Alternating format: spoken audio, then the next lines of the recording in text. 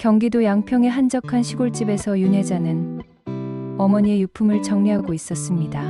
68세가 된 그녀에게 93세 어머니의 죽음은 예고된 이별이었지만 여전히 마음 한구석이 텅 빈 느낌이었습니다. 엄마, 혜자는 어머니의 낡은 한복을 손에 들고 눈시울을 적셨습니다. 40년간 양제사로 일하며 바느질로 가족을 키운 혜자에게 어머니는 인생의 스승이었습니다. 평생 작은 꽃집을 운영하며 자식들을 키운 어머니의 삶이 그 한복 한 벌에 고스란히 담겨 있는 것 같았습니다. 창밖으로는 11월의 쌀쌀한 바람이 불어왔습니다. 어머니가 직접 갖고 온 국화꽃들이 마지막 꼬집을 떨구고 있었습니다. 혜자는 지난주 어머니의 임종 순간을 떠올렸습니다. 병원 침대에 누워 의식이 희미해진 어머니가 마지막 힘을 짜내어 한 말이 아직도 귓가에 맴돌았습니다. 혜자야, 안방, 장롱, 깊숙한 곳에 진주가 어머니의 떨리는 목소리였습니다. 엄마, 무슨 말씀이세요? 혜자가 어머니의 손을 잡고 물었습니다. 할머니께서 물려주신 진주 목걸이 내가 가져야 해. 어머니의 마지막 말이었습니다. 그 후 몇 시간 만에 어머니는 조용히 눈을 감았습니다. 93년의 긴 생을 마감하는 순간이었습니다. 혜자는 장례를 치르면서도 어머니의 마지막 말이 계속 신경 쓰였습니다. 진주 목걸이라니 어머니에게 그런 귀중한 물건이 있었다는 것이 의외였습니다. 서울에서 내려온 아들 상우도 할머니의 마지막 말을 궁금해했습니다.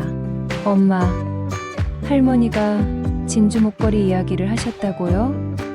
상우가 물었습니다. 그래, 안방 장롱 깊숙한 곳에 있다고 하시더라. 혜자가 대답했습니다. 정말 있을까요? 할머니가 그런 귀중한 걸 가지고 계셨다니. 상우도 의아했습니다.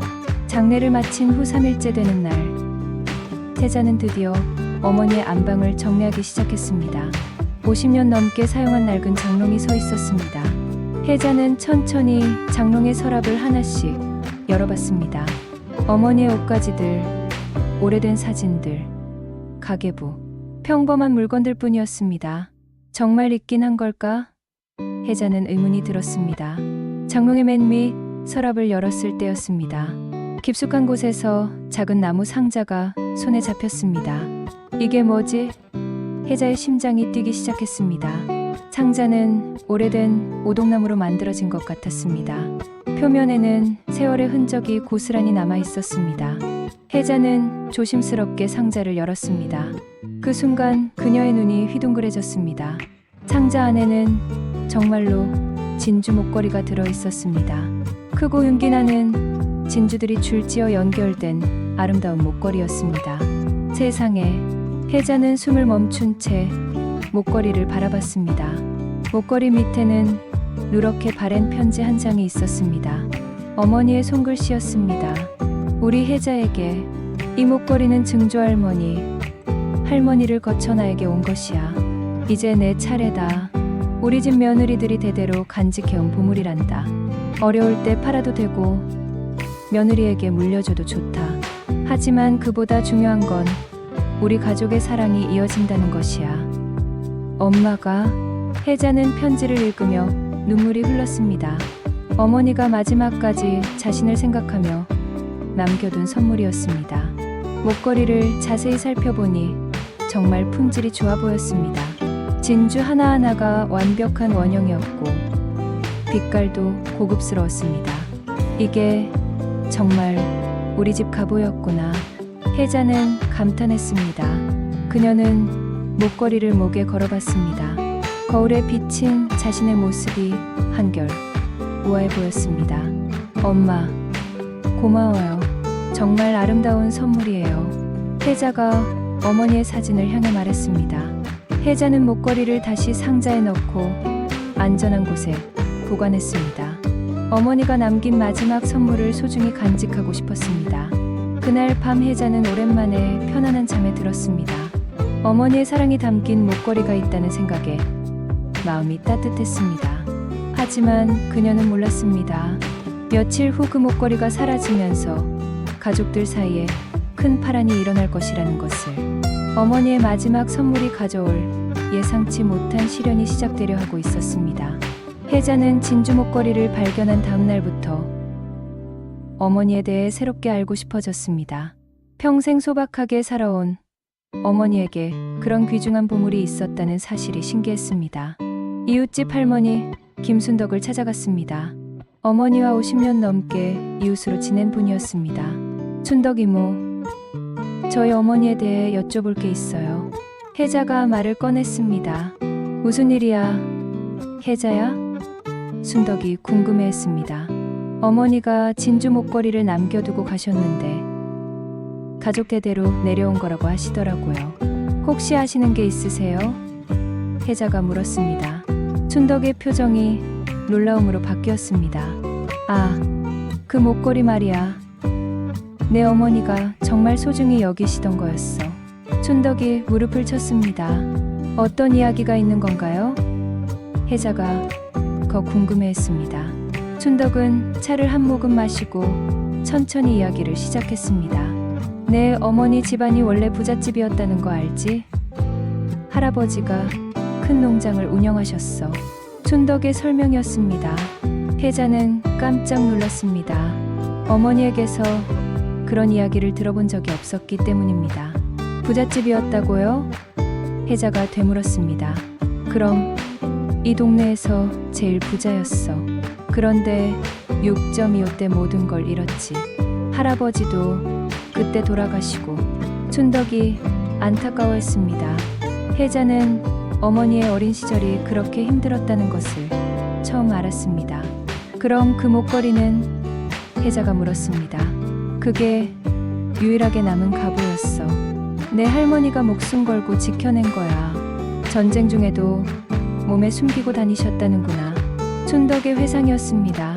혜자는 목걸이의 역사가 그렇게 깊다는 것에 감동했습니다. 단순한 장신구가 아니라 가족의 역사가 담긴 유물이었습니다. 그런데 어머니는 왜 그런 이야기를 안 해주셨을까요? 혜자가 궁금해했습니다. 내 어머니 성격 알잖아. 과거 일로 자식들 마음 아프게 하기 싫어하셨어. 그냥 조용히 꽃집이나 하면서 평범하게 살고 싶어 하셨지. 순덕의 설명이었습니다. 혜자는 어머니의 마음을 이해할 수 있었습니다.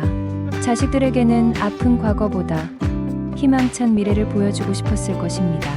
그 목걸이가 얼마나 귀중한 건지 아세요? 혜자가 물었습니다. 글쎄, 정확히는 모르겠지만 예전에 내 어머니가 상호대학 등록금 걱정할 때 그 목걸이 이야기를 하시더라고. 순덕이 기억해냈습니다. 어떤 이야기요? 혜자가 집중했습니다.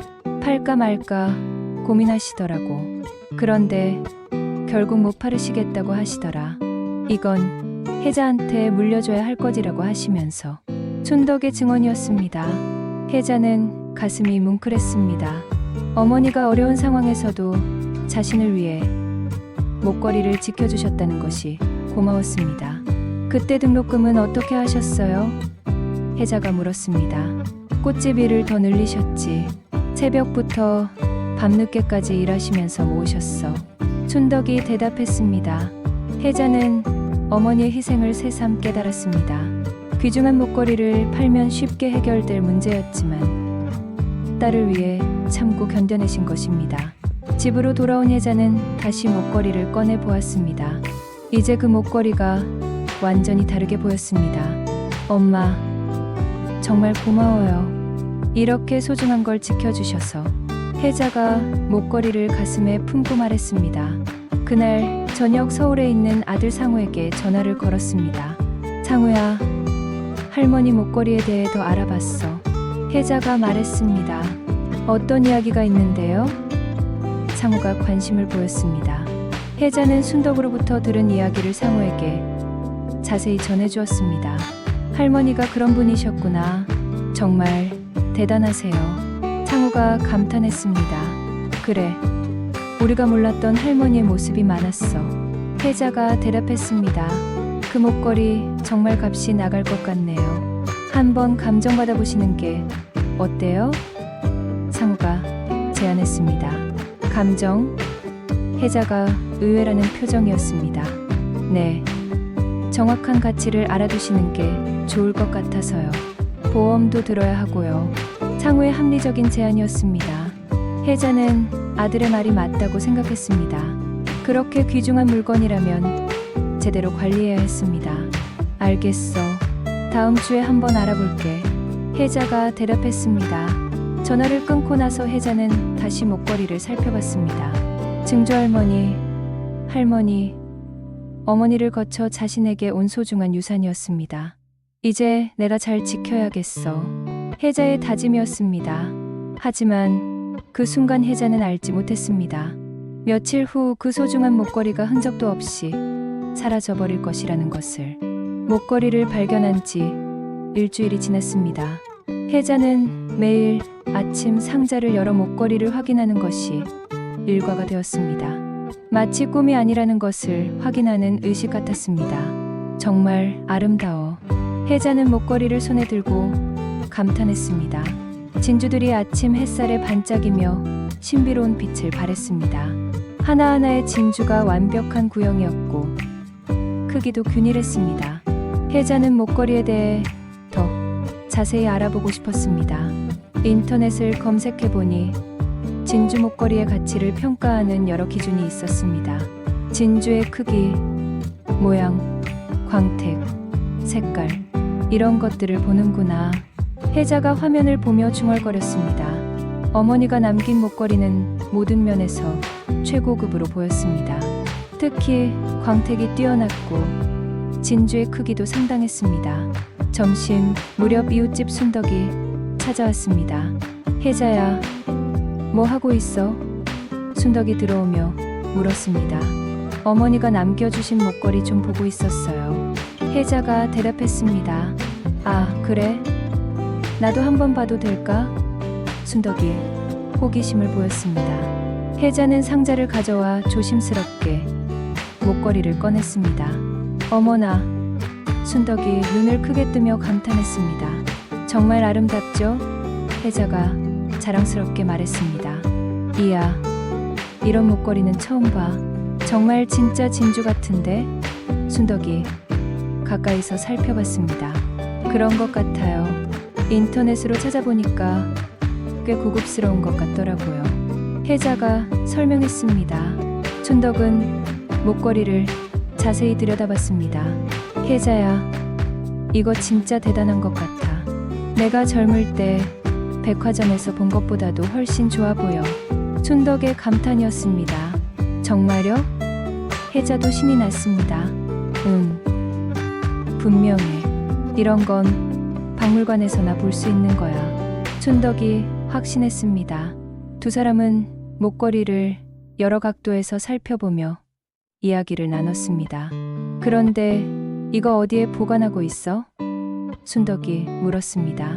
안방 옷장 안 안전한 곳에 두고 있어요. 혜자가 대답했습니다. 그래도 조심해야 해. 이런 귀중한 건 은행 금고에 맡기는 게 좋을 텐데. 순덕의 조언이었습니다. 그런 생각도 해봤는데 가끔 꺼내보고 싶어서요. 혜자의 솔직한 마음이었습니다. 그래도 안전이 제일이야. 요즘 세상이 어떤데? 순덕이 걱정했습니다.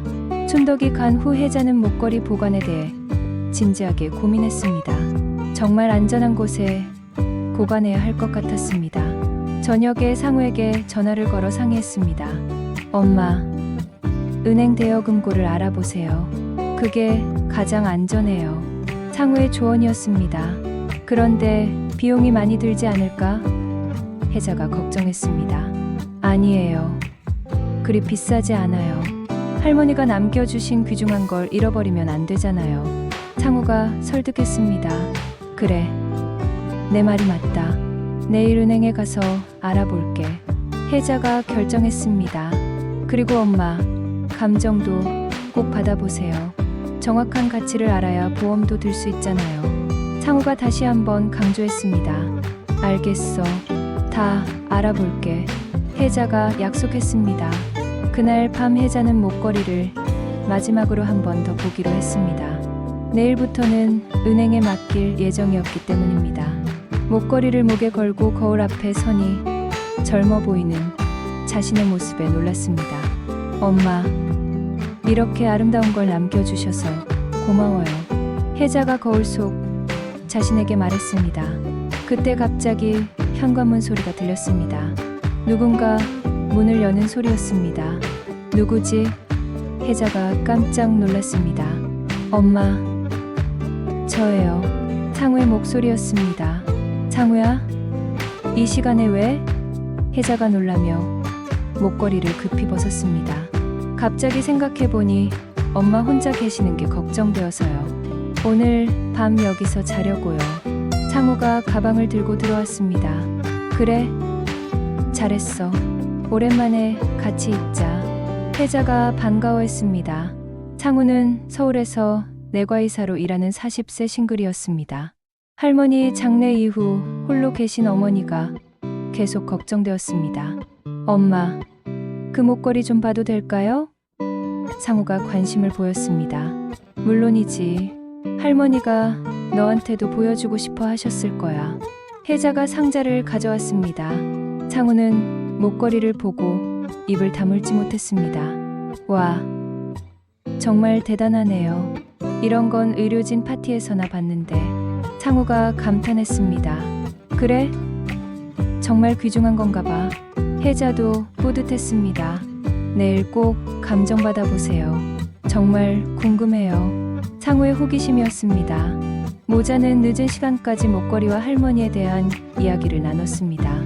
오랜만에 함께하는 따뜻한 시간이었습니다. 하지만 그들은 몰랐습니다.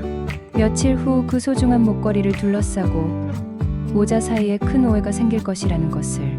창우가 다시 서울로 올라간 지 사흘 후인 화요일 아침이었습니다. 혜자는 평소처럼 목걸이를 확인하려고 안방으로 갔습니다. 은행 대여금고를 알아보기 전에 마지막으로 한번 보고 싶었습니다. 오늘은 은행에 가서 안전하게 맡겨야지.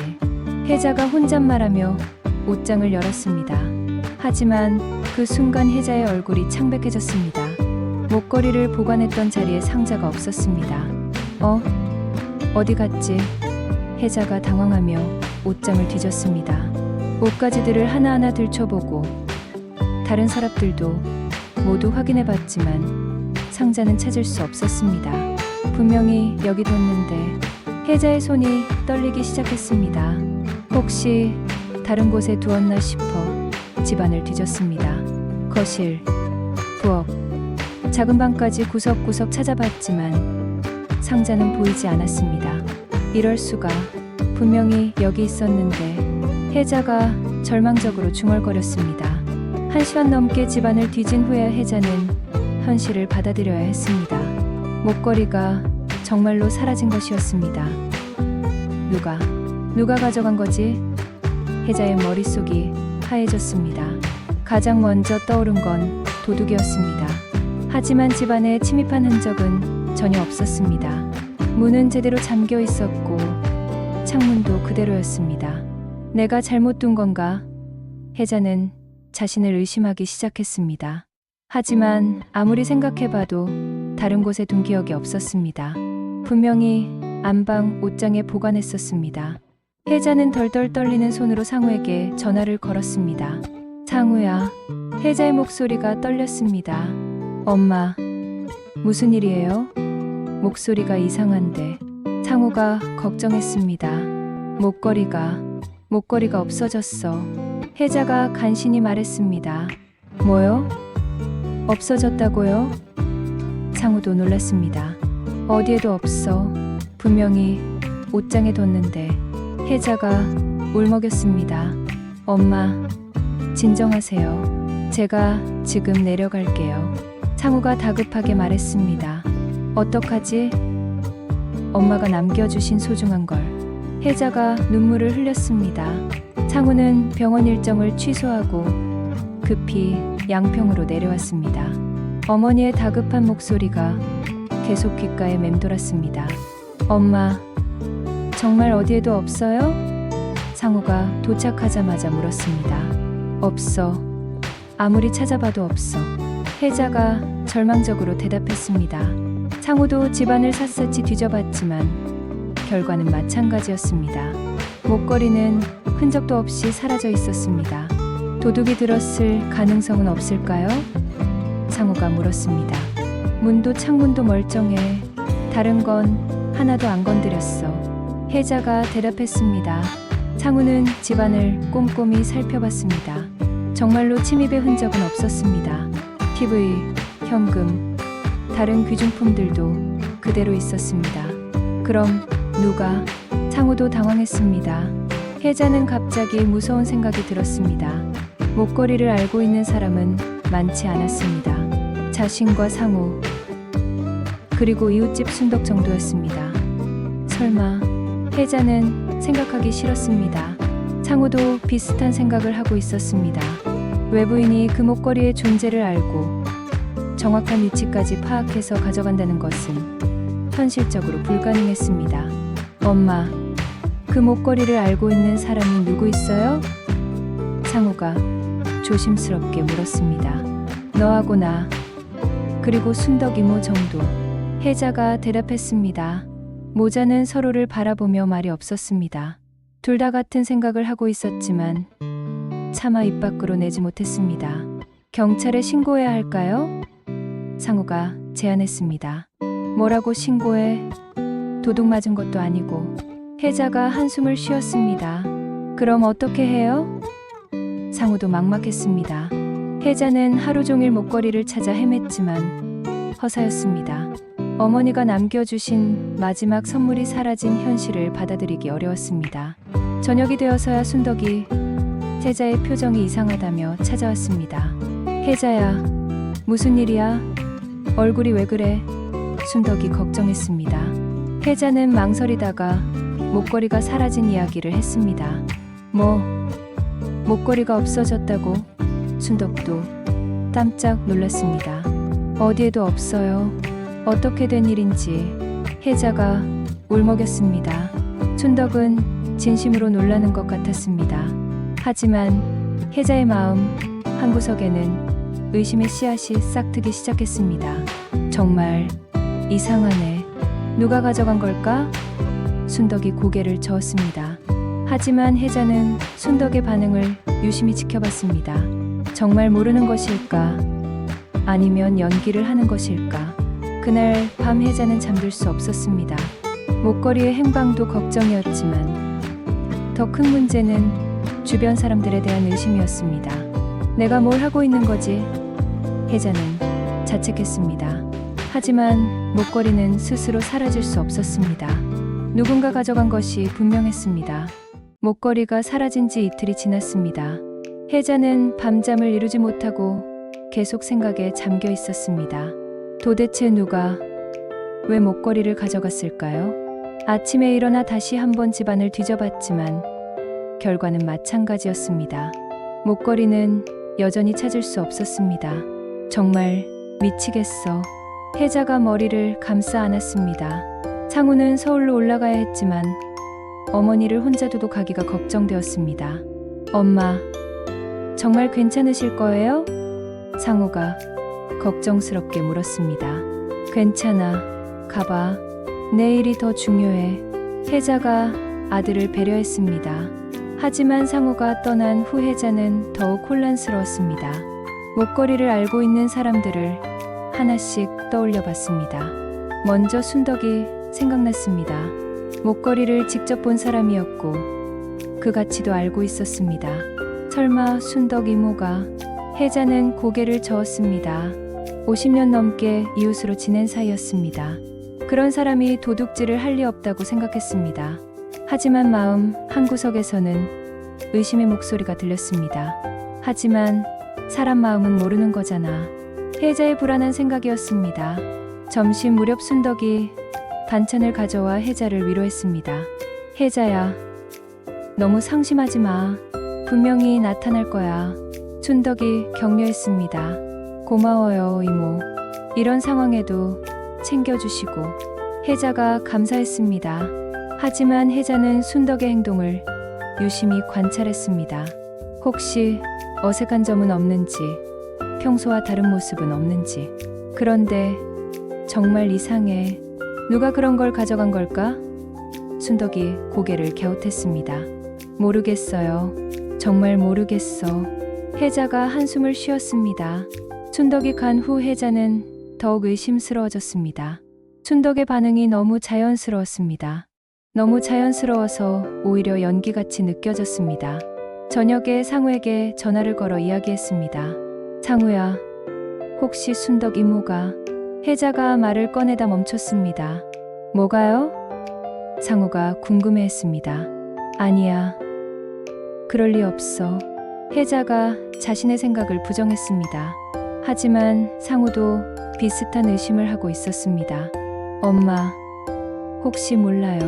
사람 마음은 정말 모르는 거니까. 상우의 조심스러운 말이었습니다. 그래도 50년 넘게 이웃으로 지낸 사이인데 혜자가 망설였습니다. 그렇지만 그 목걸이의 가치를 아는 사람이 얼마 없잖아요. 상우의 논리적인 분석이었습니다. 혜자도 아들의 말이 맞다고 생각했습니다. 현실적으로 범위를 좁혀보면 순덕이 가장 의심스러웠습니다. 다음 날 아침, 혜자는 순덕의 집을 조심스럽게 관찰해봤습니다. 혹시 평소와 다른 점은 없는지, 내가 지금 뭘 하고 있는 거지? 혜자는 자신이 한심스러웠습니다. 하지만 멈출 수 없었습니다. 어머니가 남겨주신 소중한 목걸이를 되찾아야 했습니다. 점심때 순덕이 또 찾아왔습니다. 혜자야, 혹시 목걸이 찾았어? 순덕이 관심을 보였습니다. 아니요, 아직. 혜자가 대답했습니다. 참 이상해. 누가 그런 걸 가져간 걸까? 순덕이 다시 같은 말을 했습니다. 혜자는 순덕이 자꾸 같은 말을 반복하는 것이 수상했습니다. 혹시 자신의 결백을 강조하려는 것은 아닐까? 이모, 혹시 다른 사람한테 목걸이 이야기하신 적 있어요? 혜자가 떠보는 질문을 했습니다. 없어. 너한테만 들었는걸. 순덕이 단호하게 대답했습니다. 하지만 혜자는 순덕의 눈을 보며 거짓말하는 것 같다는 느낌을 받았습니다. 그날 저녁 혜자는 결단을 내렸습니다. 더 이상 참을 수 없었습니다. 상우에게 전화를 걸었습니다. 상우야, 나 순덕 이모한테 직접 물어볼까 해. 혜자가 말했습니다. 조심하세요, 엄마. 만약 아니라면 관계가 틀어질 수 있어요. 상우가 걱정했습니다. 그래도 이대로 있을 수는 없어. 의심만 하고 있으면 미칠 것 같아. 혜자의 결심이었습니다. 알겠어요. 하지만 직접적으로 묻지 말고 돌려서 이야기해보세요. 상우의 조언이었습니다. 다음 날 아침, 혜자는 순덕의 집을 찾아갔습니다. 50년 우정이 걸린 중요한 순간이었습니다. 이모, 잠깐 이야기할 게 있어요. 혜자가 조심스럽게 말을 꺼냈습니다. 무슨 일이야? 순덕이 궁금해했습니다. 목걸이 일인데요. 혜자가 말을 시작했습니다. 순덕의 표정이 순간 굳어지는 것을 혜자는 놓치지 않았습니다. 뭔가 숨기고 있는 것이 분명했습니다. 뭔데? 순덕이 어색하게 웃었습니다. 혹시 이모가 뭔가 아시는 게 있나요? 혜자가 떨리는 목소리로 물었습니다.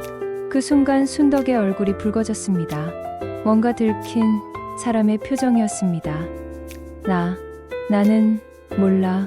순덕이 당황하며 대답했습니다. 혜자는 확신했습니다. 순덕이 뭔가 숨기고 있다는 것을. 순덕의 당황한 표정을 본 혜자는 마음이 복잡해졌습니다. 설마 정말 50년 지기 친구가 자신의 목걸이를 가져간 것일까요? 이모, 정말 모르세요? 혜자가 다시 한번 물었습니다. 모른다니까. 나보고 어쩌라는 거야? 순덕이 갑자기 화를 냈습니다. 혜자는 순덕의 과격한 반응에 더욱 의심스러워졌습니다. 평소 온순한 순덕이 이렇게 화를 내는 것은 처음이었습니다. 이모, 저는 그냥... 혜자가 말을 이으려 했습니다. 그냥 뭐? 나를 의심하는 거야? 순덕이 목소리를 높였습니다. 그런 게 아니라... 혜자가 당황했습니다. 그럼 뭐야?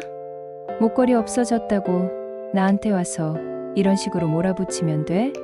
순덕의 분노가 터졌습니다. 혜자는 순덕의 반응이 너무 과격하다고 생각했습니다. 정말 모르는 일이라면 이렇게까지 화낼 이유가 없었습니다. 이모, 진정하세요. 저는 단지 혜자가 달래려 했습니다. 단지 뭐 50년 동안 이웃으로 지낸 나를 도둑으로 의심하는 거 아니야? 순덕이 울먹이기 시작했습니다. 저는 그런 뜻이 아니었어요. 혜자도 억울했습니다. 그럼 뭔 뜻이야? 다른 사람도 많은데 왜 하필 나한테 와서 이런 소리를 해? 순덕이 계속 따졌습니다. 혜자는 순덕의 반응을 보며 더욱 확신이 들었습니다. 뭔가 숨기고 있는 것이 분명했습니다. 이모, 혹시 정말로? 혜자가 다시 물으려 했습니다. 그만해. 순덕이 소리쳤습니다. 나는 내 목걸이 따위에 관심 없어.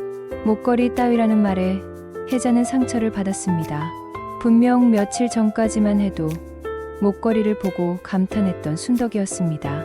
그럼 왜 그렇게 화를 내세요? 혜자도 목소리가 높아졌습니다. 내가 왜 화내면 안 돼? 억울하니까 화내지. 순덕이 대답했습니다. 두 사람의 말다툼은 점점 격해졌습니다. 50년 우정이 한순간에 무너지는 순간이었습니다. 이모, 저는 정말 어머니가 남겨주신 소중한. 혜자가 말하다가 멈췄습니다. 순덕의 눈에서 이상한 빛이 보였기 때문입니다. 마치 뭔가 들킨 사람의 표정이었습니다. 혜자야, 나는. 순덕이 말을 더듬었습니다. 뭐요? 혜자가 집중했습니다. 아니야. 아무것도 아니야. 순덕이 급히 말을 바꿨습니다. 하지만 혜자는 그 순간 순덕의 표정에서 뭔가를 읽었습니다. 죄책감 같은 것이었습니다. 이모, 혹시 정말로 뭔가 아시는 거 아니에요? 혜자가 다시 물었습니다. 모른다니까. 순덕이 다시 소리쳤습니다. 그럼 왜 그렇게 당황하세요? 혜자도 맞섰습니다. 당황? 나는 당황하지 않아. 순덕의 부인이었습니다. 하지만 순덕의 목소리는 계속 떨리고 있었습니다. 뭔가 숨기고 있다는 것이 더욱 명확해졌습니다. 이모, 제발 솔직하게 말씀해 주세요. 혜자가 간청했습니다. 무슨 소리야? 나는 정말 몰라. 순덕이 발끈했습니다. 그때 순덕의 며느리가 나타났습니다. 어머님, 무슨 일이세요? 목소리가. 며느리가 걱정스럽게 물었습니다. 아무것도 아니야. 순덕이 급히 대답했습니다. 혜자는 순덕의 가족 앞에서 더 이상 추궁하기 어려웠습니다. 하지만 마음속으로는 확신이 들었습니다. 그럼 저는 이만. 혜자가 자리를 뜨려 했습니다. 그래, 가봐. 순덕이 냉정하게 말했습니다. 혜자는 순덕의 차가운 반응에 마음이 아팠습니다. 50년 우정이 하루아침에 이렇게 틀어질 줄 몰랐습니다. 집으로 돌아온 혜자는 상우에게 전화를 걸었습니다. 상우야, 순덕 이모가 뭔가 숨기고 있는 것 같아. 혜자가 말했습니다. 정말요? 어떤 반응이었는데요? 상우가 궁금해했습니다. 혜자는 순덕과의 대화를 자세히 전해주었습니다. 너무 과격하게 반응하는 거 아니에요? 상우도 의심스러워했습니다. 나도 그렇게 생각해. 뭔가 숨기고 있는 것 같아. 혜자의 확신이었습니다. 그럼 어떻게 할까요? 상우가 물었습니다. 모르겠어. 이렇게 되니까 더 이상 관계를 유지하기 어렵겠어. 혜자가 한숨을 쉬었습니다. 그날 저녁부터 순덕과 혜자는 서로 만나지 않았습니다. 50년간 매일 안부를 주고받던 사이였지만 갑자기 남남이 되어버렸습니다. 며칠이 지나도 목걸이는 나타나지 않았고 순덕과의 관계도 회복되지 않았습니다. 내가 잘못 생각한 걸까? 혜자는 가끔 자신을 의심했습니다. 하지만 순덕의 당황한 모습과 과격한 반응을 생각하면 여전히 의심스러웠습니다. 정말 순덕 이모가 가져간 걸까? 혜자의 고민은 계속되었습니다. 그런데 며칠 후 혜자에게 완전히 예상치 못한 사실이 밝혀지게 됩니다. 순덕과 갈등이 생긴 지 일주일이 지났습니다. 목걸이는 여전히 찾을 수 없었고 50년 우정도 금이 가 있었습니다. 혜자는 하루하루가 괴로웠습니다. 그런데 토요일 오후 상우가 예고 없이 내려왔습니다. 평소와 달리 표정이 어두웠습니다. 상우야, 갑자기 웬일이야? 혜자가 놀라며 맞았습니다. 엄마, 할 말이 있어요. 상우의 진중한 목소리였습니다. 무슨 일인데 표정이 왜 그래? 혜자가 걱정했습니다. 상우는 한동안 말을 못하고 망설였습니다. 뭔가 힘든 이야기를 해야 하는 것 같았습니다. 엄마, 목걸이 일인데요. 상우가 조심스럽게 입을 열었습니다. 왜? 뭔가 알아낸 거야? 혜자가 기대감을 보였습니다. 사실은 제가 상우가 말을 더듬었습니다. 혜자는 아들의 이상한 반응에 불안해지기 시작했습니다. 뭔데? 빨리 말해봐. 혜자가 재촉했습니다. 엄마, 목걸이는 제가 가져갔어요. 상우의 충격적인 고백이었습니다. 혜자는 순간 말이 막혔습니다. 아들이 뭐라고 했는지 이해할 수 없었습니다. 뭐라고? 혜자가 다시 물었습니다. 목걸이를 제가 가져갔다고 했어요. 상우가 다시 말했습니다. 혜자는 아들을 멍하니 바라봤습니다. 전혀 예상하지 못한 말이었습니다. 내가? 왜? 혜자가 간신히 물었습니다. 상우는 깊은 한숨을 쉬고 이야기를 시작했습니다. 엄마가 은행 금고에 맡기겠다고 하셨잖아요. 그런데 저는 그 전에 목걸이의 정확한 가치를 알고 싶었어요. 상우의 설명이었습니다. 그래서 혜자가 계속 듣기를 재촉했습니다. 서울에 올라가기 전날 밤에 몰래 가져갔어요. 감정을 받아보려고요. 상우의 고백이 계속되었습니다. 혜자는 아들의 말을 듣고 어이가 없었습니다. 자신은 순덕을 의심하며 우정을 깨뜨렸는데 정작 거미는 자신의 아들이었다니. 그럼 왜 말을 안 했어? 나 얼마나 걱정했는지 알아? 혜자의 목소리가 높아졌습니다. 죄송해요, 엄마. 말하려고 했는데 타이밍을 놓쳤어요. 상우가 고개를 숙였습니다. 타이밍. 나는 미치도록 찾아 헤맸는데. 혜자가 화를 냈습니다. 정말 죄송해요. 처음에는 하루 이틀만 빌려서 감정받고 돌려놓으려고 했는데. 상우가 변명했습니다. 그럼 지금까지 뭘 한 거야? 혜자가 따졌습니다. 감정을 받았는데 결과가 좀 복잡해서요. 상우가 말을 흐렸습니다. 복잡하다니? 무슨 뜻이야? 혜자가 궁금해했습니다. 상우는 잠시 망설이더니 충격적인 사실을 털어놓았습니다. 엄마, 그 목걸이 진짜 진주가 아니에요. 상우의 말이었습니다. 뭐? 혜자가 놀라서 소리쳤습니다. 정확히 말하면 인조 진주예요. 잘 만들어진 가짜이긴 하지만. 상우가 설명했습니다. 혜자는 하늘이 무너지는 기분이었습니다. 그렇게 귀중하다고 생각했던 목걸이가 가짜라니. 그럴 리 없어. 할머니가 가보라고 하셨는데. 혜자가 부정했습니다. 저도 믿기 어려웠어요. 그래서 두 군데서 감정을 받아봤는데 결과가 같았어요. 상우가 확신했습니다. 혜자는 주저앉았습니다. 모든 것이 허무하게 느껴졌습니다. 그럼 할머니가 거짓말을 하신 건가? 혜자가 중얼거렸습니다. 아니에요. 엄마, 할머니도 모르셨을 수도 있어요. 상우가 위로했습니다. 무슨 뜻이야?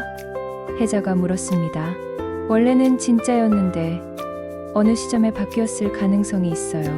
할머니도 모르는 사이예요. 상우의 추측이었습니다. 혜자는 복잡한 심정이었습니다. 목걸이가 가짜라는 것도 충격이었지만 아들이 몰래 가져간 것도 배신감이 들었습니다. 그럼 목걸이는 어디 있어? 혜자가 물었습니다.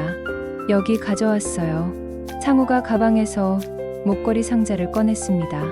혜자는 목걸이를 다시 보니 전과 다르게 느껴졌습니다. 진짜라고 믿었을 때는 그렇게 아름다워 보였는데 가짜라는 것을 알고 나니 뭔가 어색했습니다. 정말 가짜야? 혜자가 다시 한번 확인했습니다. 네. 아무리 잘 만들어도 진짜와는 차이가 있어요.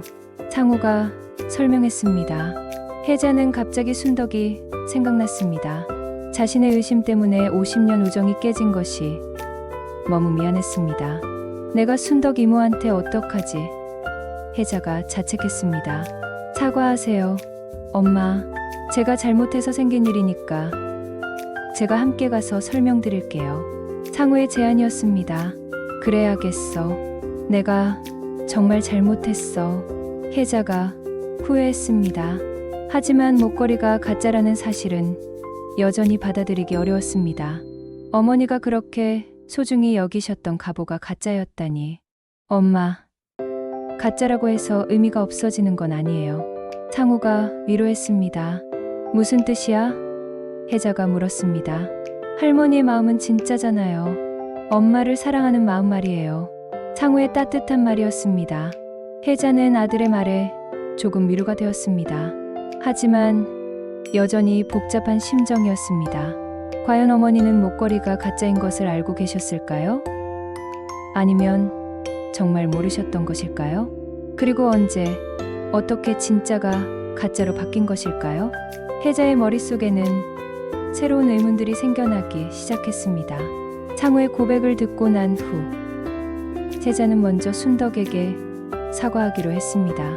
50년 우정을 깨뜨린 것이 너무 미안했습니다. 이모, 죄송해요. 혜자가 순덕의 집 앞에서 깊이 인사했습니다. 뭔데? 순덕이 차가운 표정으로 물었습니다. 목걸이 일로 이모를 의심해서 정말 죄송해요. 혜자가 진심으로 사과했습니다. 그래서? 순덕이 여전히 냉정했습니다. 상우가 나서서 상황을 설명했습니다. 이모님, 목걸이는 제가 가져간 거였어요. 감정을 받아보려고 했는데 말씀드리지 못해서. 상우가 고개를 숙였습니다. 순덕의 표정이 조금 누그러졌습니다. 그랬구나. 그럼 혜자가 나를 의심할 만도 했네. 순덕이 이해를 보였습니다. 정말 미안해요, 이모. 제가 너무 성급했어요. 혜자가 다시 사과했습니다. 됐어. 나도 너무 화를 냈나 봐. 순덕도 사과했습니다. 50년 우정이 다시 회복되는 순간이었습니다. 하지만 혜자의 마음에는 여전히 목걸이에 대한 의문이 남아 있었습니다. 이모, 혹시 어머니 목걸이에 대해 더 아시는 게 있으세요? 혜자가 조심스럽게 물었습니다. 순덕은 잠시 생각하더니 입을 열었습니다. 사실 있긴 해. 하지만 내 어머니가 말하지 말라고 하셔서. 순덕이 망설였습니다. 뭔데요? 지금은 어머니도 돌아가셨으니까 말씀해 주세요. 혜자가 간청했습니다. 순덕은 한참을 고민하다가 무거운 입을 열었습니다. 네, 어머니가 20년 전에 목걸이를 팔았어. 순덕의 충격적인 고백이었습니다. 뭐요? 혜자와 상우가 동시에 놀랐습니다. 그때 상우가 의대 들어갈 때였어. 등록금이 너무 많이 들어서. 순덕이 설명했습니다. 혜자는 20년 전을 떠올려 봤습니다. 상우의 의대 입학. 정말 돈이 많이 필요했던 시기였습니다. 그럼 지금 목걸이는? 혜자가 물었습니다. 그 후에 비슷한 걸로 하나 사서 바꿔놓으셨어. 내가 나중에 찾을 때를 대비해서. 순덕의 설명이었습니다. 혜자는 어머니의 마음을 이해할 수 있었습니다. 아들의 미래를 위해 갑오를 팔면서도 딸에게 상처를 주지 않기 위해 가짜로 바꿔놓으신 것입니다. 엄마가 그런 고생을. 상우가 눈물을 글썽였습니다. 내 어머니가 나한테 부탁했어. 혜자한테는 절대 말하지 말라고. 순덕이 계속 설명했습니다. 왜 말하지 말라고 하셨을까요? 혜자가 궁금해했습니다. 내가 자책할까 봐서. 상우 때문에 갑오를 팔았다고 생각할까 봐 걱정하셨어. 순덕의 답변이었습니다. 혜자는 어머니의 세심한 배려에 가슴이 뭉클했습니다. 마지막까지 자식들을 생각하시는 어머니의 마음이었습니다. 그럼 어머니가 남기신 편지는? 혜자가 물었습니다. 그것도 미리 써놓으신 거야. 혹시 내가 가짜인 걸 알게 될까 봐 걱정하시면서. 순덕이 설명했습니다. 모든 퍼즐이 맞춰지기 시작했습니다. 어머니는 가보를 팔면서도 딸이 상처받지 않게 하려고 치밀하게 계획하신 것입니다. 할머니가 정말 대단하시네요. 창호가 감탄했습니다. 그래, 내 할머니는 정말 현명하신 분이었어. 춘덕이 동의했습니다. 혜자는 이제 모든 것을 이해할 수 있었습니다.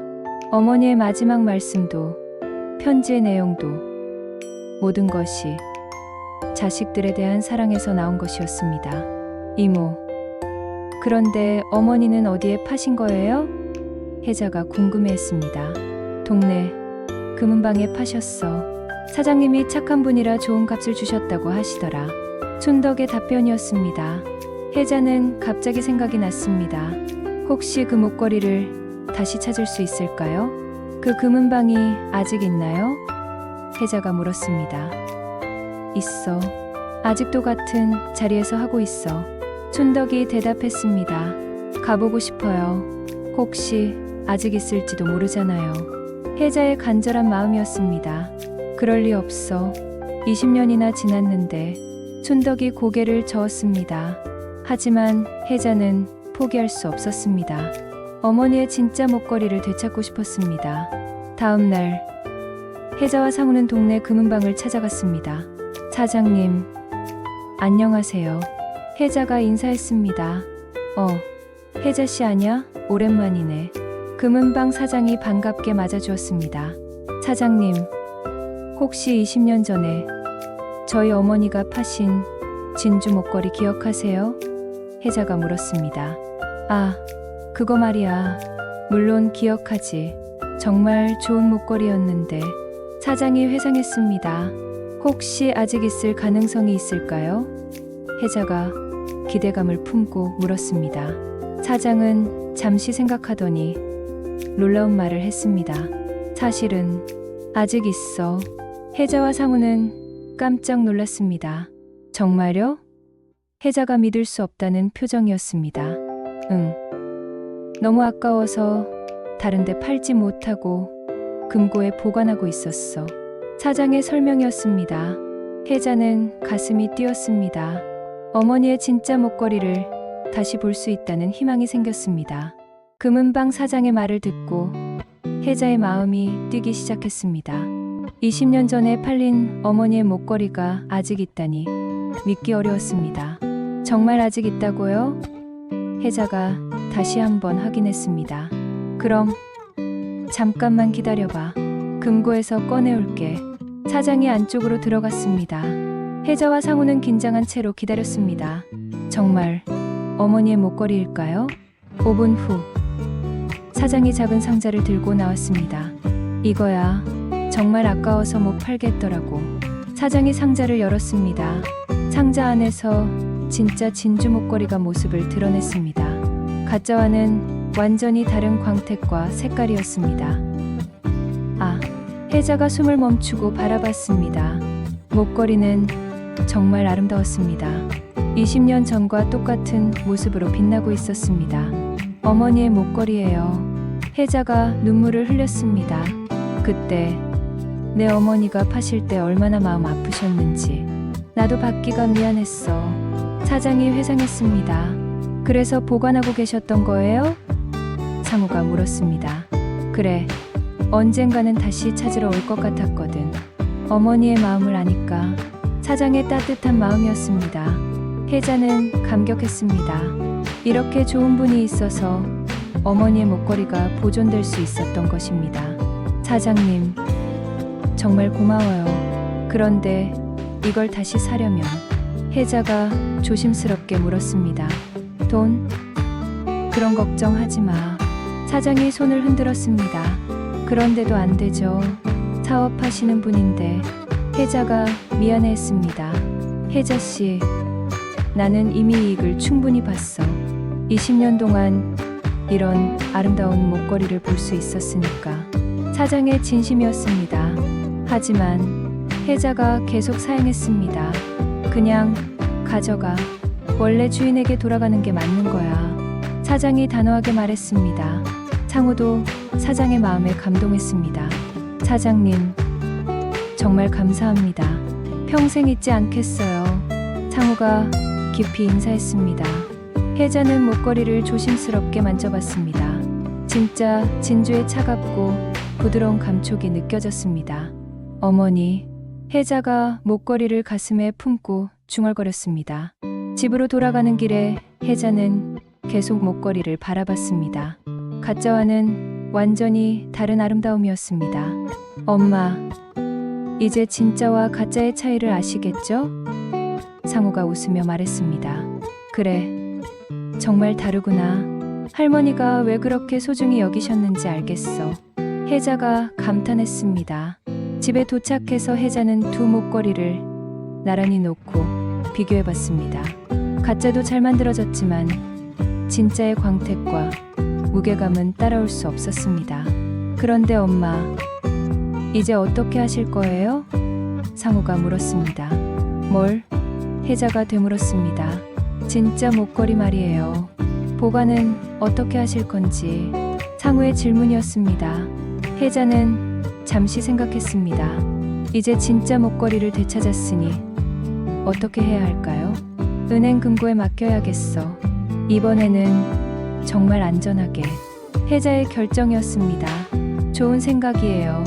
그리고 보험도 들으시고요. 상우가 동의했습니다. 하지만 혜자의 마음 한쪽에는 다른 생각도 있었습니다.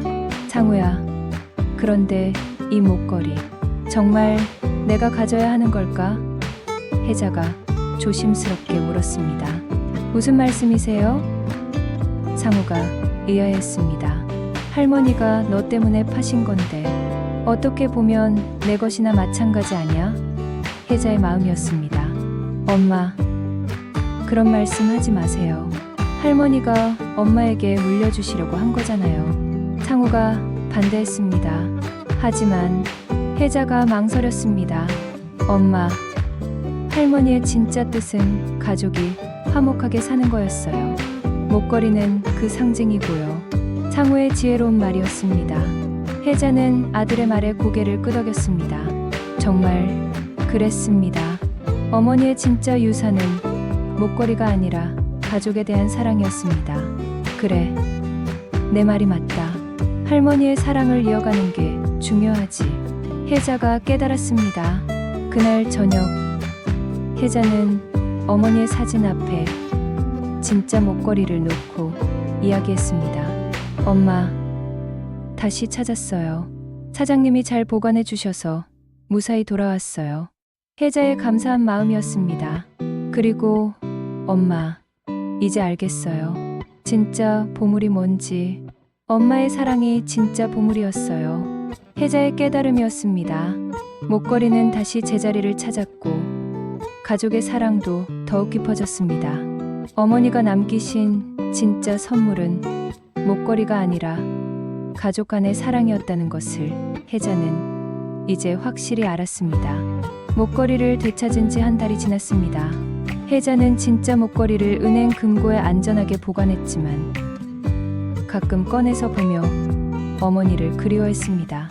엄마, 오늘 할머니 목걸이 한번 봐도 될까요? 상우가 주말에 내려와서 말했습니다.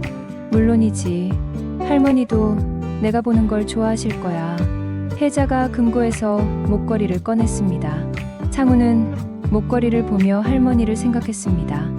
자신의 미래를 위해 소중한 갑오를 파신 할머니의 사랑이 고마웠습니다. 할머니, 정말 감사해요. 덕분에 의사가 될 수 있었어요. 상우가 목걸이를 향해 말했습니다. 혜자는 아들의 모습을 보며 뿌듯했습니다. 어머니의 희생이 헛되지 않았다는 생각이 들었습니다. 상우야, 너도 나중에 결혼하면 아내에게 이 목걸이를 물려줘야 해. 혜자가 말했습니다. 네, 할머니의 유언대로 가족 대대로 이어갈게요. 상우의 약속이었습니다. 그때 순덕이 찾아왔습니다. 목걸이 사건 이후 두 사람의 우정은 더욱 깊어졌습니다. 혜자야, 뭐 하고 있어? 순덕이 들어오며 인사했습니다. 할머니 목걸이 보고 있었어요. 혜자가 목걸이를 보여주었습니다. 아이고, 진짜는 역시 다르네. 빛깔부터가 달라. 순덕이 감탄했습니다. 이모 덕분에 진실을 알 수 있었어요. 정말 고마워요. 혜자가 감사 인사를 했습니다. 뭘? 내 어머니가 부탁하신 건데. 이제야 말할 수 있어서 속이 시원해. 춘덕이 웃었습니다. 세 사람은 어머니의 추억을 나누며 따뜻한 시간을 보냈습니다. 며칠 후 혜자는 특별한 결정을 했습니다. 어머니가 목걸이를 파신 금은방을 다시 찾아간 것입니다. 사장님, 안녕하세요. 혜자가 인사했습니다. 혜자씨, 또 왔네. 목걸이는 잘 있어? 사장이 반갑게 맞아주었습니다. 네, 덕분에 잘 보관하고 있어요. 그런데 오늘은 부탁드릴 게 있어서요. 혜자가 말했습니다. 뭔데? 사장이 궁금해했습니다. 혜자는 가짜 목걸이를 꺼냈습니다. 이것도 어머니의 유품이에요. 비록 가짜지만 어머니의 마음이 담긴 소중한 물건이죠. 혜자의 설명이었습니다. 그래서? 사장이 물었습니다. 이것도 함께 보관해 주실 수 있나요? 언젠가 손자나 손녀가 태어나면 주고 싶어서요. 혜자의 부탁이었습니다. 사장은 혜자의 마음을 이해할 수 있었습니다. 물론이지, 진짜든 가짜든 어머니의 사랑이 담긴 건 마찬가지니까. 사장의 따뜻한 답변이었습니다. 고마워요, 사장님. 덕분에 어머니의 유산을 온전히 보존할 수 있겠어요. 혜자가 깊이 감사했습니다. 집으로 돌아온 혜자는 어머니의 사진 앞에 앉았습니다. 엄마, 이제 모든 걸 정리했어요. 진짜 목걸이도 찾았고 가짜 목걸이도 소중히 보관할 거예요. 혜자가 어머니께 보고했습니다. 처음에는 목걸이가 없어져서 화나고 속상했어요. 춘덕 이모를 의심하기도 했고 상우를 원망하기도 했죠. 혜자의 솔직한 고백이었습니다. 하지만 이제 알겠어요. 엄마가 진짜로 남기고 싶으셨던 건 목걸이가 아니라 사랑이었다는 걸. 혜자의 깨달음이었습니다. 그날 저녁 상우에게 전화를 걸었습니다. 상우야, 엄마가 깨달은 게 있어. 혜자가 말했습니다. 뭔데요? 상우가 궁금해했습니다. 할머니의 진짜 유산은 목걸이가 아니라 우리 가족이 서로 사랑하는 마음이야. 혜자의 진심 어린 말이었습니다. 맞아요, 엄마. 저도 그렇게 생각해요. 상우가 동의했습니다. 목걸이를 찾는 과정에서 우리가 얻은 건 목걸이보다 더 소중한 거였어. 혜자가 계속 말했습니다. 어떤 거요? 상우가 물었습니다. 서로를 더 깊이 이해하게 된 거야. 할머니의 희생도, 너의 마음도, 순덕 이모와의 우정도. 혜자의 설명이었습니다. 정말 그래요. 이번 일로 우리 가족이 더 가까워진 것 같아요. 상우의 공감이었습니다. 며칠 후 혜자는 순덕과 함께 어머니 산소를 찾았습니다. 어머님, 딸이 왔어요. 혜자가 어머니 앞에서 인사했습니다. 목걸이도 다시 찾았고 순덕 이모와의 우정도 회복했어요. 혜자가 보고했습니다. 그리고 엄마가 정말로 남기고 싶으셨던 게 뭔지도 알았어요. 바로 사랑이었죠. 혜자의 감사한 마음이었습니다. 순덕도 함께 인사했습니다. 어머님, 혜자 잘 챙기고 있으니까 걱정 마세요. 순덕의 약속이었습니다. 산소를 내려오는 길에 혜자는 마음이 한결 가벼워졌습니다. 이모, 이번 일로 우리 우정이 더 깊어진 것 같아. 혜자가 말했습니다. 그래, 50년 우정이 한순간에 흔들릴 뻔했지만 결국 더 단단해졌어. 순덕의 답변이었습니다. 서로를 의심했던 것도 결국 목걸이를 소중히 여겼기 때문이었잖아. 혜자의 해석이었습니다. 맞아, 그만큼 내 어머니의 유산이 소중했던 거지. 순덕이 동의했습니다. 한 달 후 상우가 특별한 소식을 가지고 내려왔습니다. 엄마, 제가 결혼을 하게 됐어요. 상우의 깜짝 발표였습니다. 정말? 누구와? 혜자가 기뻐하며 물었습니다. 병원 동료 간호사예요. 정말 좋은 사람이에요. 상우가 설명했습니다. 언제 소개해 줄 거야? 혜자가 궁금해했습니다. 다음 주에 함께 내려올게요. 그리고 엄마, 창우가 말을 이었습니다. 뭔데? 혜자가 물었습니다. 할머니 목걸이 이야기도 해줄게요. 우리 가족의 역사니까요. 창우의 계획이었습니다. 좋은 생각이야. 며느리도 우리 가족의 사랑을 알아야지. 혜자가 동의했습니다. 다음 주 창우는 예비 며느리와 함께 내려왔습니다. 소영이라는 이름의 따뜻한 여성이었습니다. 어머님, 안녕하세요. 소영이 정중하게 인사했습니다. 어서 와, 우리 며느리. 혜자가 반갑게 맞아주었습니다. 저녁 식사 후 혜자는 소영에게 목걸이 이야기를 들려주었습니다. 이런 소중한 이야기가 있었구나요. 소영이 감동했습니다. 그래, 이제 내가 우리 가족이 되면 이 이야기도 함께 이어가야 해. 혜자가 말했습니다. 네, 할머니의 사랑을 잘 기억하겠어요. 소영의 약속이었습니다.